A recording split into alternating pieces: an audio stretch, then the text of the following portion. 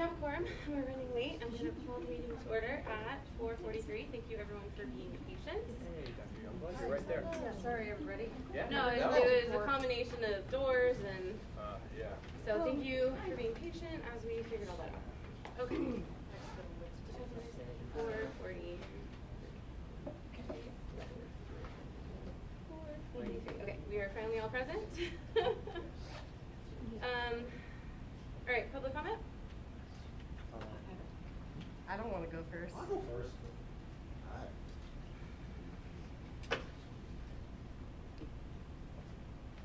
Does this even work when we're not in the full meeting? Or should I just do it from I here? don't, you can just do it from your seat, that's fine, as long as we can hear you. I don't either. Yeah. I don't think that actually does anything. I think it could be. Yeah, so I can time myself. Mark Morash, 25 Mist Hill Drive, Brookfield. Noticed when the agenda came up this month that under new business are 4 items that were also new business last month. Now, it should go to old business, or maybe policy committee can line up with the full board and have unfinished business, which I think is a really cool term, and I think it gives us the idea of like, let's eventually get there and finish it. But the reason I bring this up is because we were all at the FOIA training the other night, and since October, in various shapes and forms, I've been asking for the policy documents that are being discussed. And we all heard Russell Blair say that once a document is discussed at a meeting, it is no longer a draft. So my request here is that going forward, these documents that will be under unfinished business are available as part of the agenda. Because for me, I was able to find some of it, but most people won't. For example, public complaints, 1312. It's in the handbook, but maybe you're discussing another version. I don't know, so I can't comment to it. 9313, it's in the bylaws, but is there a different version? PPRA student privacy, 61, 62, 51.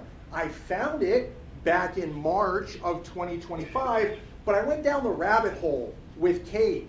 And what's interesting is that the version that was discussed back in August or September, that there was a lot of consternation over, CAVE actually has multiple versions of that policy, including a version with a regulation that maybe could tone down where we were all fighting. I think it's worth looking at. Curiously, also at the top of the CAVE policy document, it says, boards are required to develop and adopt this policy in consultation with parents.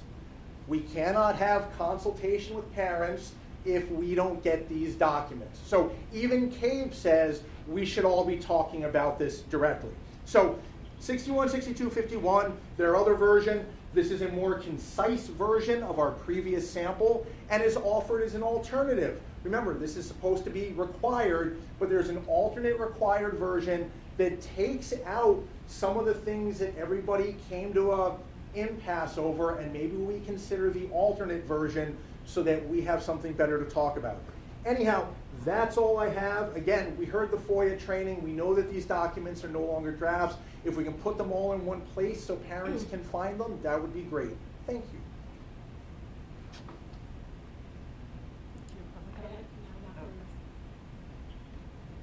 All right. As a member, hang on, I got the wrong one. Hold on. Erin, you were talking as a member of the public, right? Yeah. Okay. Just want to make sure that we don't cross that one. So if you don't mind stating that for the record, that would be great. Yeah. I'm commenting as a member of the public. Thank you. Erin Scalera. I'm concerned that we're relying too heavily on broad, generalized policies rather than developing guidance that reflects the specific needs of our district. While flexibility has its place, policies that are overly vague leave too much room for interpretation, which can result in inconsistency, confusion, and lack of accountability. Regulations are built from policy. When policy lacks clarity, it fails to drive strong, consistent regulations. The gap ultimately shifts too much discretion to the building level, increasing the likelihood that decisions will vary from school to school.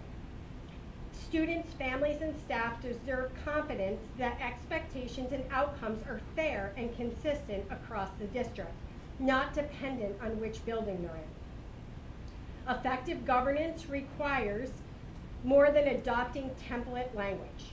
It requires thoughtful customization with defined expectations and supporting procedures that ensure policies are applied fairly and consistently. I urge the policy committee to prioritize district-specific policy development, incorporate concrete implementation guidelines, and engage stakeholders in the process. Clear policy is not about limiting flexibility. It's about providing a stable and equitable framework that supports everyone in our schools. And I really feel like since we went to Shipman and Goodwin, it's a one-size-fits-all, let's stamp it and adopt it. And policy should be specific to Brookfield. An attorney sitting up in Hartford should not be writing policy specific to our district. That's it.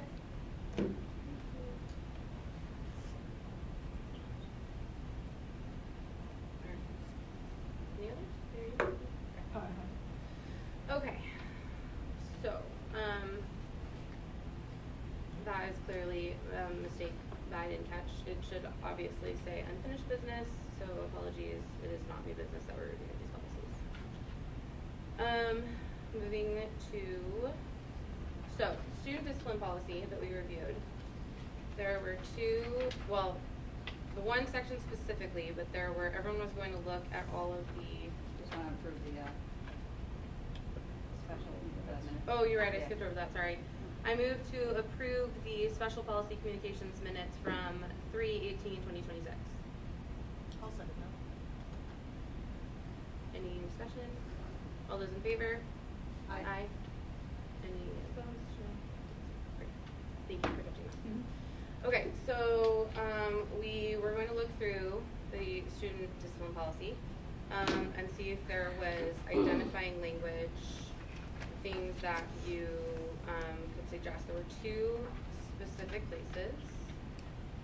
And one was the number 9 on page 6. Yeah, that's the one that has my attention. So we had talked about elaborating on that to make it more clear.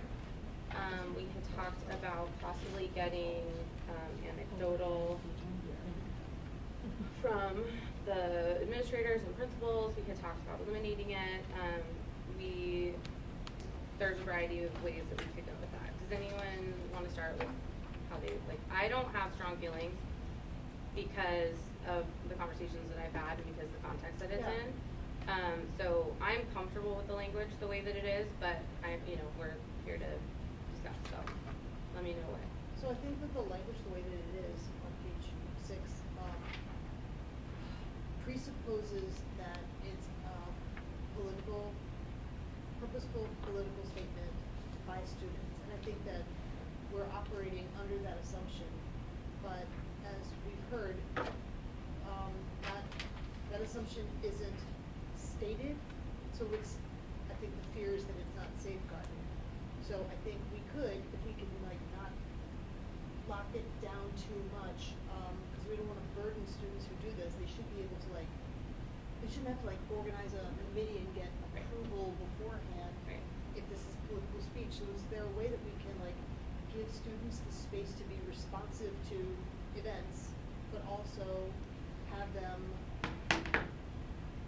affirmatively say this is because of a political thing and not I hate third period, so I'm not going to go. You know what I mean? I mean, we can, but I think that's going to happen. There's lots of reasons. I think that people want to participate, and we're not going to be able to prevent that as one of the reasons. You mean in a walkout or in a practical situation, we could say that as part of the protective language, but I don't think we're going to necessarily affect student behavior by putting that in there. Maybe not, but I don't know. I think. But I'm not opposed to it. I'm just saying I don't know that it would necessarily prevent in the way that we think it would, kids not participating just because, you know what I mean? Yeah, You would hope I don't think everyone we're looking wants to limit student participation, but we are looking to have a safeguard against, I don't know, maybe Yeah. abuse of this. Do you have any thoughts on it? Yeah, it's under, actions leading to disciplinary action, so like. Yeah, exactly. Mr. Belanda's saying like, you won't be disciplined if you come to me and talk it through, but how do the other principals feel? You know what I mean? Like, that's the whole, like, policies shouldn't be left up for interpretation by individual building principals, you know what I mean? You could have this happen at the middle school, and at the elementary school, really. Mm-hmm. So I'm just not comfortable with that. But Yeah. then saying, So- principals saying like, I'm okay with it as long as they come to me and we talk it through, right? Yeah. Yeah. But do we shackle kids too much to say like in consultation with building administration? So I looked up some language just to like see what other policies, and some of the language I found was students do not lose their rights to protest, as long as they're not substantially disrupting school operations. So that is some language we could add in. There was some more harsh language like leaving campus or skipping class without permission. As a form of protest it has to be approved, which is kind of in our attendance policy, so it doesn't, I didn't think that necessarily applied, but it sounded like someone that they were kind of like linking those, in their policies. There was another, let's see if I can find anything else. There was, so some of them defined what a walkout was, and it was like protected under free speech. Yeah. Like it sort of defined the freedom that you have under it, so it stayed under their discipline policy. Then they also defined that all class work that's missed or attendance that's, affected, like they actually defined it in that. That it had to be you were not excused from classwork or attendance was not Yeah. excused, so we could write that in. But see, doesn't that seem to be more regulation? Yeah, It is. and it is all in the regulation. I mean, if you read, it's defined in, it's not like lined up in the points like this, but Yeah. in the regulation, it does say, I don't remember the exact language, I can look it up, but it all defines that. It says, this is when you can leave, this is how it's disciplined, Right, this right. is, I think our see if I can priorities find here it. are to balance, student freedom of expression Mhm. and the need of the school to function in a predictable way overall. And I think we are also operating on the assumption that our school leaders understand the student political voice and support it. But do they? Well, and You so would that hope was yes, that was but what I was it's not thinking is always like we're not writing policy just met. for now, we're writing it for like, all time True. essentially. Considering our last one was from 1989, so this could be in the books for 20 years or more. So Right. we do need to consider like what that might look like in the future, or what like what a sit-in. Some of the policies defined like what a sit-in is, like. Yeah. Because I think we have to be aware of scenarios, right? Yeah. And just ensure that we are also not denying someone else their educational rights because we're allowing students to engage in this. So hence the reason for organization. So for example, if there were an organized group that wanted to engage in this part of the policy, and let's say there were 100 kids, where would all those students gather that would not be disruptive of other student learning unless it were organized and supported by administration shuffling and organizing that? So an example would be that might work well either in an auditorium or maybe in a gymnasium, but we'd have to relocate gym class or look at a time where they could do it where it wouldn't interrupt that, or relocate theater, band, whatever's going on in the auditorium, make sure it doesn't interrupt whatever, you know what I mean? I'm just trying to play it out in full and Yeah. understanding why there needs to be some level of support in the organization of it, so that way it can be done with intention yet without creating another problem, right, that we have policy about, which is student learning every day. I like that language that you shared, that you read, that you found, that initial, you read initially. The first one I read was. Yeah, that one was the least prescriptive. Students do not lose their rights to protest, but must not substantially disrupt school operations. Walking out of class is generally considered protest behavior. We don't have to put that in, but. And then the other one was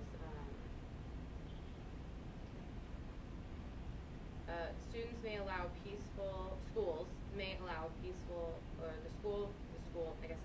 may allow peaceful organized protests, such as during free periods or designated areas, but are not required to allow disruptions to turn school grounds into public forums. That was one of like the harsher, like they defined. So can we say, so add the word, a substantially disruptive walkout from or sitting in the classroom or school building or grounds?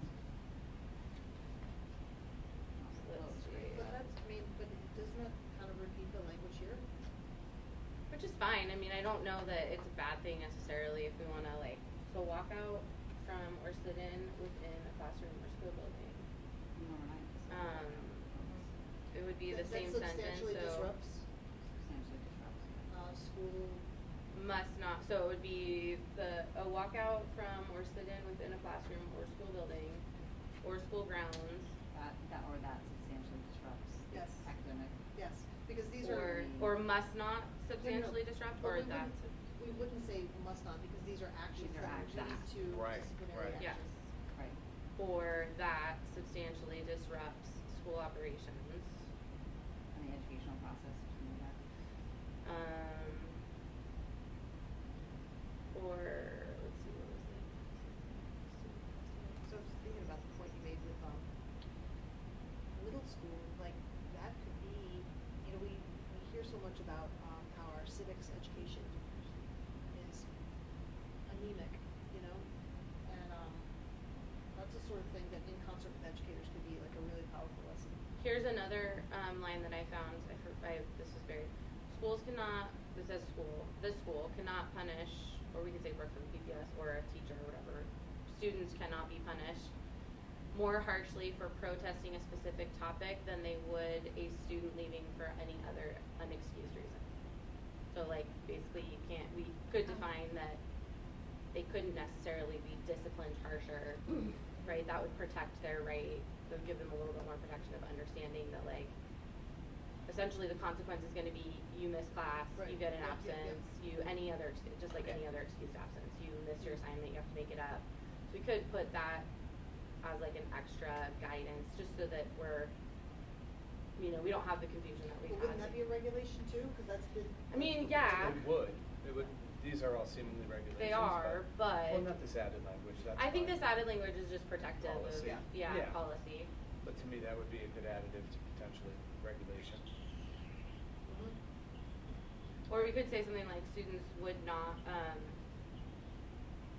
the rights of like we could make it more broad, like policy broad, like the students' rights, or student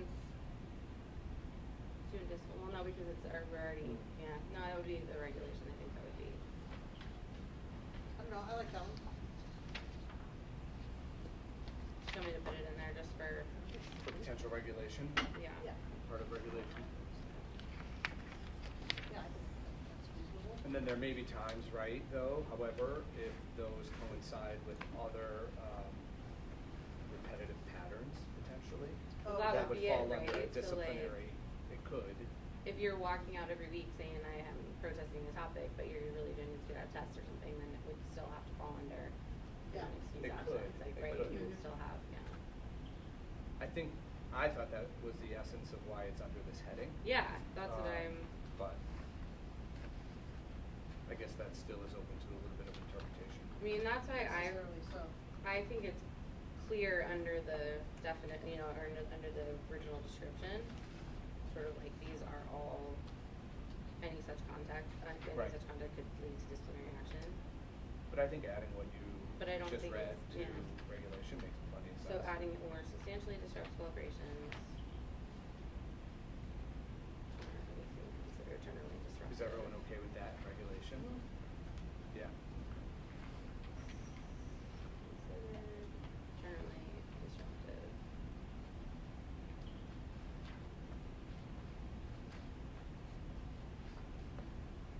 Okay, so we'll read a walkout from or sit in within a classroom or school building or school grounds, or that substantially disrupts school operations Or actions that. or Or actions, yeah. actions that substantially disrupt school operations, period, or anything considered generally disruptive. I guess we don't need that part. No, We've no, already no, put. no, that's too, Yeah, that's too the, much. goes to what Erin was talking Yeah, about, yeah, where yeah. the language is too vague to. Or be- actions that Yeah. substantially disrupt school operations, yeah. Okay. Alright, so then there was another location that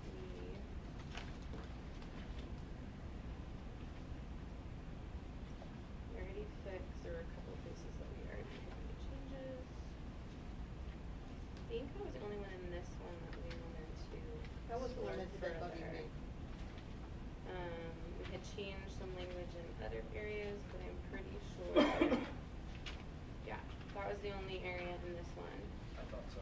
So if we are good with, yeah, I don't have any other notes. I have a couple of things that will, that Lisa and I made note of for like words and things like that will, I put it up, I think there were a couple like spelling things to her and whatever. yeah, and then there was like a place where we had changed it to, let's see, it was number. I just had it.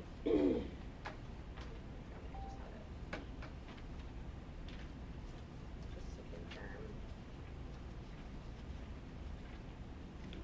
Page 19, number 4, we said consider instead of accept hearsay. That was the conversation about Yes, yes, yes. accepting hearsay evidence.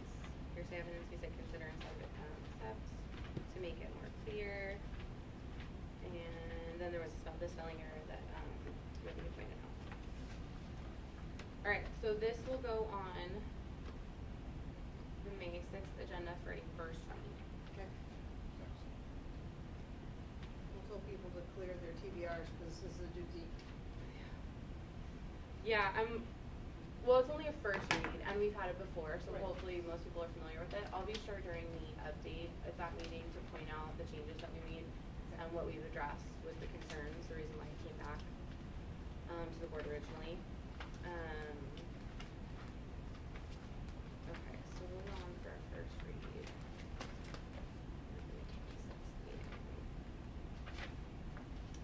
Alright, next is the student privacy policy, 6162.51, also known as PPRA. So this one,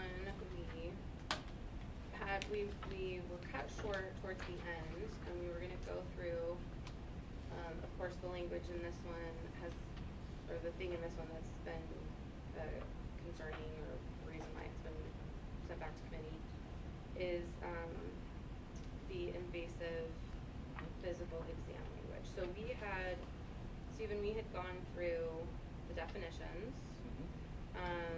We went through the student surveys, and nobody had any problems with that. So when it came to collection of personal information, that's where we left off. I don't think we have any issue with that, Yeah. right? That's not. Those are pretty well regulated. I have, okay, so. Collection of personal information. Oh, we wanted to match the tech policy, but this is the policy we'll pass first, obviously, because there will be tech policies passed for a while. So we'll make sure when we do our tech policies that it matches the personal information collection. And then onto the student, so the next page under student privacy for non-emergency invasive physical examinations and screenings. We had talked about getting the legislative language. Were we able to do that? Is that something that I had looked briefly, and it just is, everything that I found is essentially the Shipman and Goodwin policy, and this Right. was the same thing that I had last time. They either didn't include the language at all, or they had all the language Yeah. that's in this policy. Right. So, there had been a conversation during the board meeting about putting an opt-out. Way back when we were first reviewing this, and we had talked about this a little bit, Stephen, is the problem with having the opt-out is we already have the opt-in. So. Wait, are you sure that that's, no, don't you have to reverse? I'm sorry to Sorry, interrupt you. yes, Yeah. correct. that we should have an opt-in. The policy already has an opt-out. So we had talked briefly at the end of the last meeting about how we can make the opt-out more obvious, and it would be to make it a separate line item during, because you have to check all the boxes at the end. Make it a bold, right? Bold that in the policy, in the student manual, we could make it a bold section, right? Make sure people know they can opt out. Further explaining what the non-invasive physical exam versus physical exam, like by putting the explanation, the legislation explanation, things like that. So I didn't have a problem with it the first time around. I don't have a problem with it this time around. So I'm open to, you know, other options. We've had robust conversations around this, Yes. so I am. The opt-out language is pretty strong and pretty clear. Mhm. I mean, it is towards the back, and, you know, there's been concerns that parents weren't gonna read that, but I don't think that we can make that determination of what parents are Well, gonna read. so we could solve that, right, by taking The- just that section out, putting it in, like, the same way that you have to say, yes, I want the librarian to Yeah. contact me because I don't want my child to be able to check out books. We could separate out a section for this policy specifically if we're that concerned about it, and make sure, because the big thing, right, is parental rights. We want to Yes. make sure, like, obviously the parents know they have control of their information and what happens to their child and how they're, so. Yes. So you mentioned, that, this, like, Brookfield doesn't really use this very much. It's written more for districts where the schools also operate as clinics. Yeah, so the way it was explained to me by Sarah Gleason at Shipman and Goodwin, I spoke with her last year when we were trying to get clarity about it, and is that it's essentially language for schools that have clinics. We in Brookfield do not have, or we don't operate as a clinic, we're just a nurse's office. So it applies less in terms of some of the exams and testing and Right. Vaccines, things that would go on in some school districts in But Connecticut. you can even get a strep swab at school, right?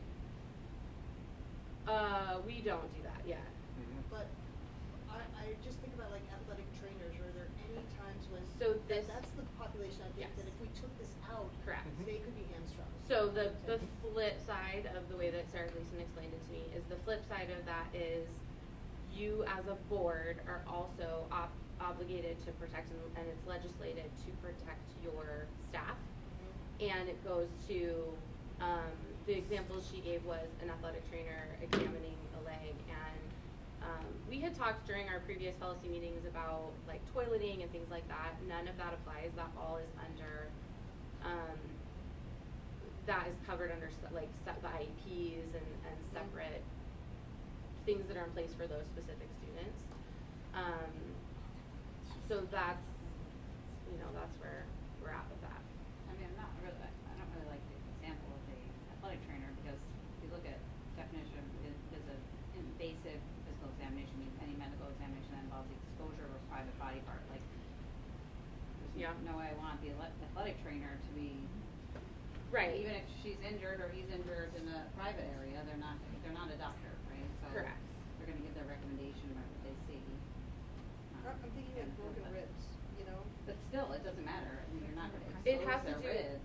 well, no, it has to do with like if they're having a heart attack and you opt out, they won't be able to cut the shirt open, right? So it's like, or, so in that case, I think though, the way she explained it is like in a, I think for that medical situation, I think emergency, covered you're, under yeah, the it would be law. covered under the law. Yeah, under the law, yeah. So that's, I'm not worried about that. Yeah. Like for an AED. And AED Yeah. would be the example I would think Yeah. of. Okay. Yeah. The patches on. Yeah, I'm she said never you're gonna be covered under the comfortable with law. that, so I know, you don't have to go around. But do you, around. like, is there other, cause when we did this before, we didn't really, other than opting, the opt-in, or the opt-out link, changing it to opting in, we didn't really discuss language changes that didn't change how it's legislated. Everything that we had talked about in the original policy with John sort of went away with this, right? It was like race, like all those things that we had worked on fixed in this policy, but then it added the additional of the non-invasive physical exam. So So I think if you have an opt-in, then that kind of protects everybody's rights. I think think that's too. But because the policy and because it's legislated to opt out, so this is, we can clarify this if The opt-out is possible. legislative. Right, so that's the problem, and that's what we ran into the last time, is you can't have an opt-in if you already are legislating for an opt-out. So then, the idea of just kind of bolding that in, the Power Schools parent stuff that we do. I mean, I Here. think that you're highlighting it and you're giving, like, you know, reasonable attention to, everyone read this, it's not like pages and pages, right? It's just like a short little thing that we can say in like the library, the same section, because the library is a separate thing, right? You don't just like click a button and apply all. True. So it could be a second thing that, and it could be like, if you don't have the library button clicked, you don't get your teachers, you don't get to move on. So it could be something that we require. Oh, yeah. Alright. Yeah, then. It like leaves a bright thing so that says couldn't you miss didn't complete it. Yes, exactly. Right, so we could make it so that it's like something that everyone is forced to see and forced to respond to. Whether or not they choose to read it is on them. Like, it still comes down to, you know, we're still, like, to me, we are empowering parents. We are giving parents their rights there's always an opt-out, like, in everything we do, in curriculum, you know, in student discipline, in this, like, I just feel like we're following our usual sort of MO. Okay, well, I support that.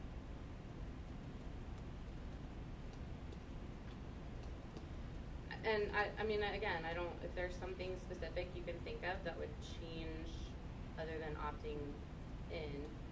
Probably just wouldn't have the language at all. What? I wouldn't have the language at all, but if I had my way. I know.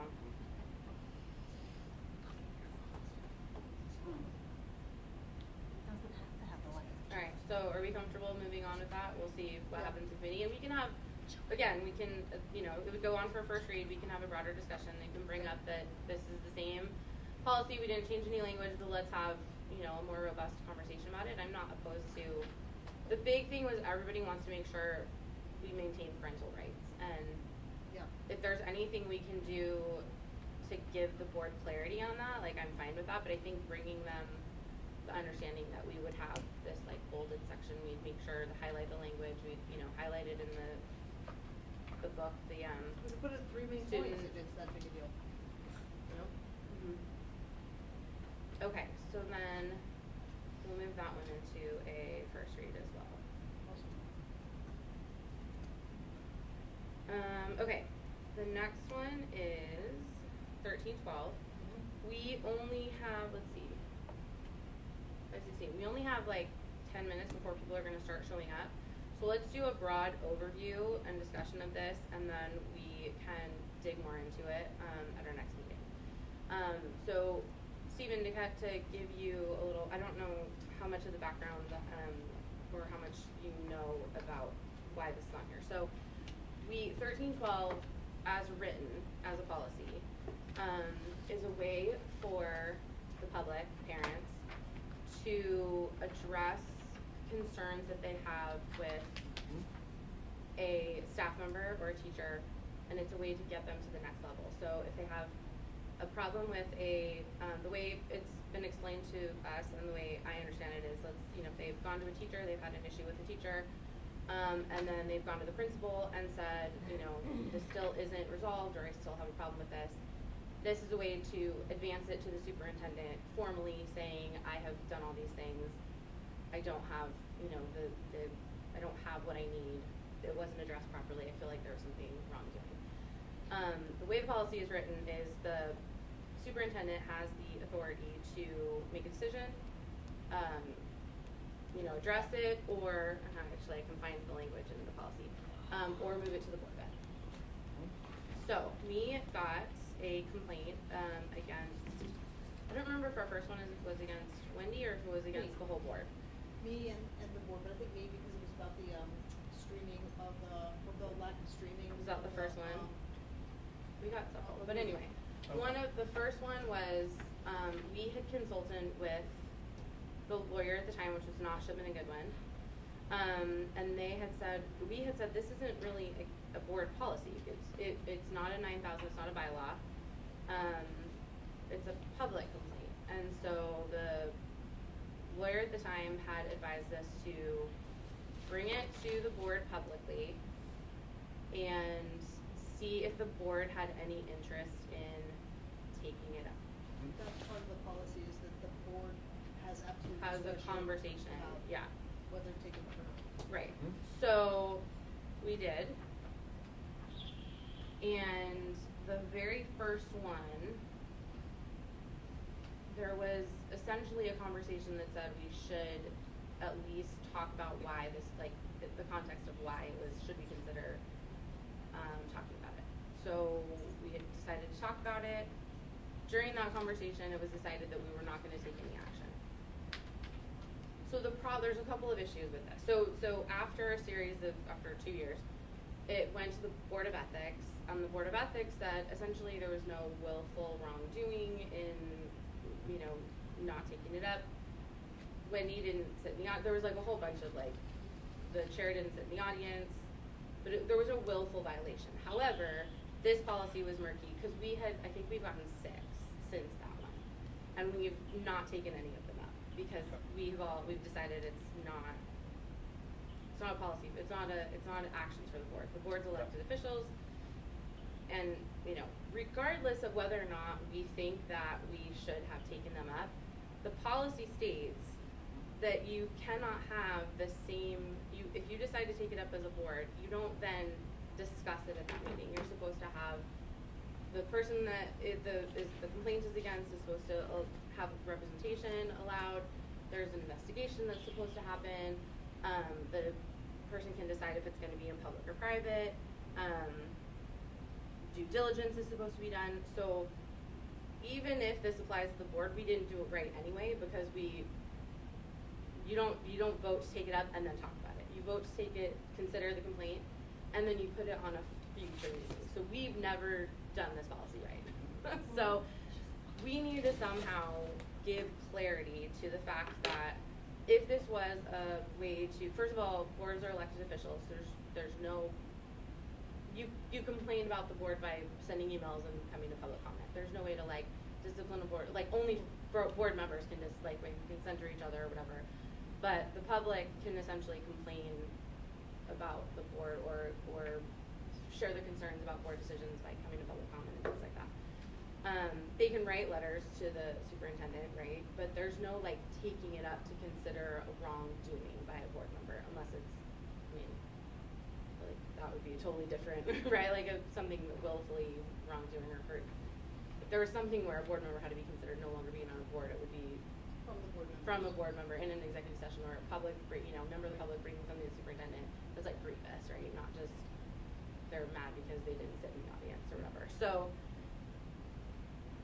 the reason why this was brought to us, so then the selectmen's after the, Can I just ask for a clarifying question? Yeah. At one point you had said, I think I heard, that as a board we have never done this policy right, but did you really mean by that it just never went to that level that you're describing now? no, so the one time we. Where does it say that, like, the specific steps that you have to follow? Yeah, So I it don't see that. says, I agree.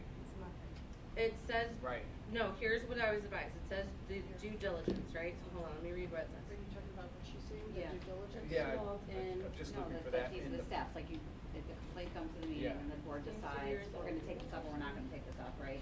And then if we decide we're gonna take it up, which we did, once or twice, I don't know.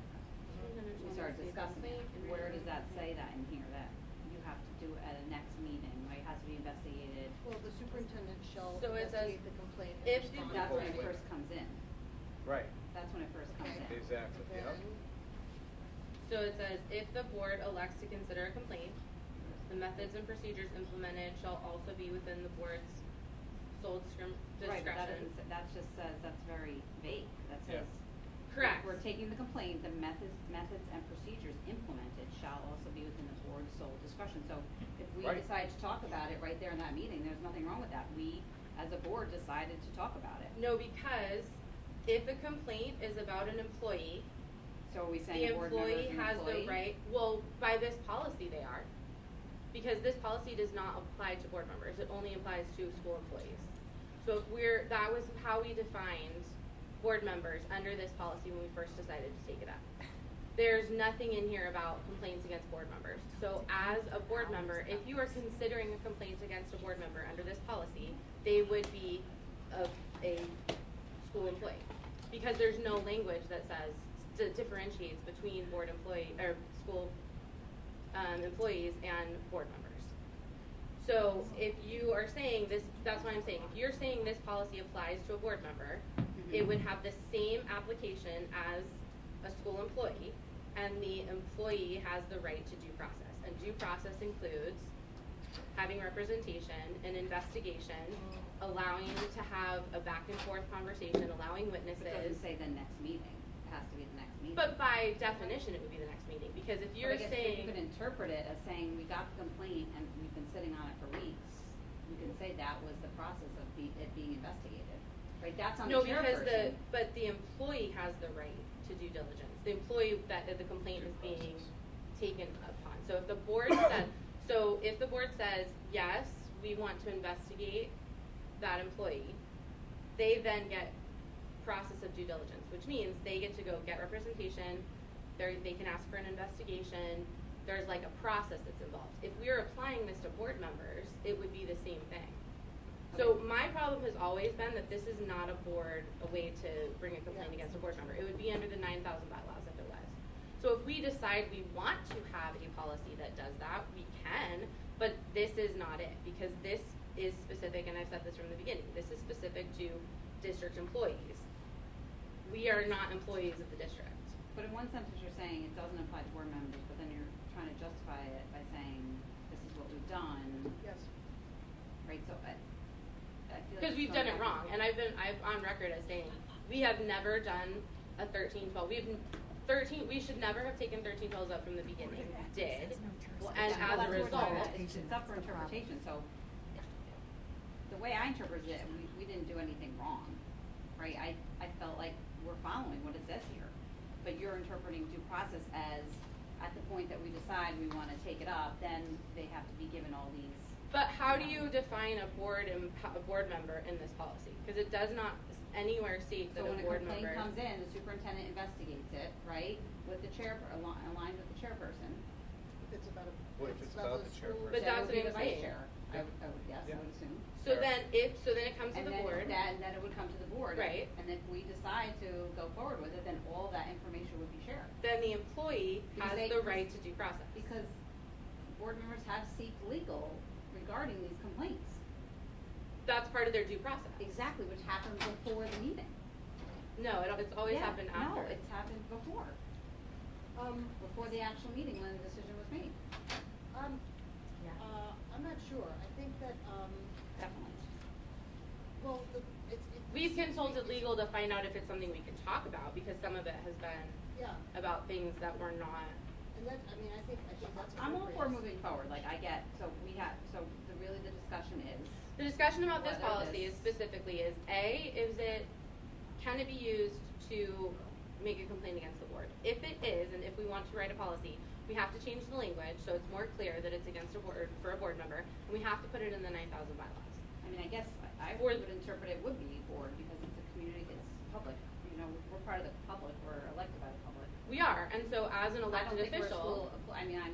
No, we're not school. we're not school employees, which is why this policy doesn't apply. So as a board member, we can have, people can come to they can vote us out, they can vote us in, they can come to public comment, they can write to the superintendent, they can write to other board members, like that's how, like the board is an elected entity which operates differently than employers. Well, why is the language say if the complaint is about an employee? Why would they need to say that? I don't know, because this policy was written in Maybe. 2013. So that's the whole thing, is we need, part of what we've been asked to do is review this policy to see if A, it's clear enough, and it's obvious that we need to maybe make some changes on how, sorry, go ahead, Wendy. Our behavior muddied the water. I don't think the policy is really unclear, but the way that we've done it for 2 years, Mm-hmm.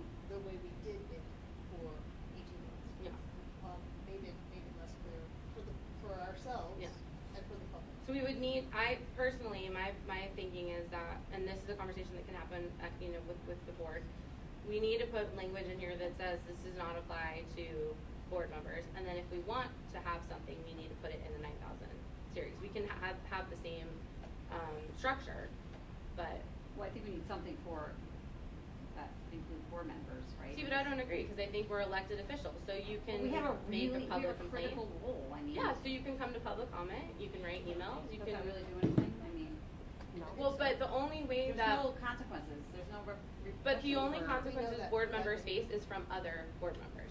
So any member of the public can bring a complaint against a board member by simply stating in a public comment or by writing an email. And then it's up to the board to decide, like, the only thing that can happen is they can be removed as an officer, so president, chair, vice chair, or secretary, or they can be censured. Other than that, we're elected officials, so. Yeah, okay, so apologies, but it is 5:29. We're gonna come back to this. Okay. We Can will, just, check that if CAVE has multiple versions of the. yes, that's my next thing was gonna be, I think we should look Of at. this policy? No, of CAVE the, does not. student privacy. Yeah, I wanna look at that too and revisit that. Because then when I went and looked at it again, CAVE? it says non-emergency invasive physical exams. I'm Yeah. not sure we do need that when it's non-emergency. Right. Because emergency covers us and we don't do non-emergency. Right. All right, So, adjournment I at do wanna look 5:29.